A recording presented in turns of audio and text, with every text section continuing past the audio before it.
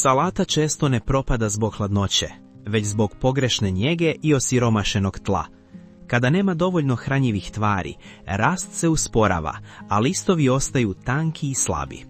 Uz pravilan pristup i nekoliko jednostavnih koraka, moguće je postići zdrav i gust urod i tijekom hladnijeg dijela godine.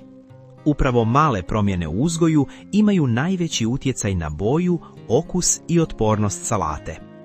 Sada ćemo vam pokazati jednostavnu, ali iznimno učinkovitu organsku prihranu. Ova mješavina pomaže salati da razvije gušće listove i snažniju strukturu. Biljke postaju otpornije na nametnike i bolesti. Preporučujemo da pogledate do kraja, jer ćete saznati gdje sve sastojke možete nabaviti potpuno besplatno.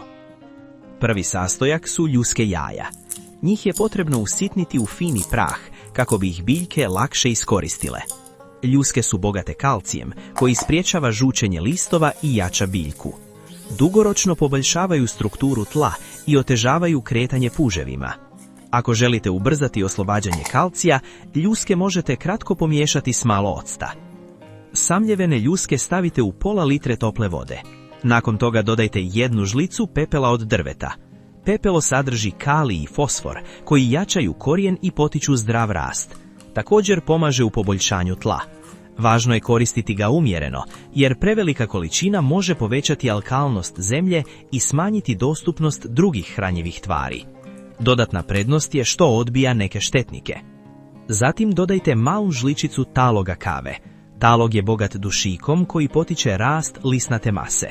Listovi postaju gušći, tamniji i zdraviji. Miris kave često odbija puževe i druge nametnike. Ujedno pomaže u smanjenju pojave gljivica i biljnih bolesti.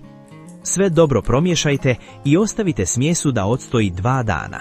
Na taj se način hranjive tvari bolje otope u vodi. Prije zalijevanja dodajte još 1 do 2 litre čiste vode kako biste razrijedili smjesu. Salatu prihranjujte 1 ili najviše 2 puta mjesečno. Velika prednost ove prihrane je što su ljuske jaja i talog kave lako dostupni i besplatni. Možete ih dobiti u kafićima i restoranima, jer se svakodnevno bacaju. Pepeo možete nabaviti u pizzerijama koje koriste pećina drva i većina ga rado daje bez naknade. Poštovani gledatelji, pogledajte i sljedeći koristan savjet koji se upravo pojavljuje na ekranu. Hvala vam na pažnji i vidimo se uskoro.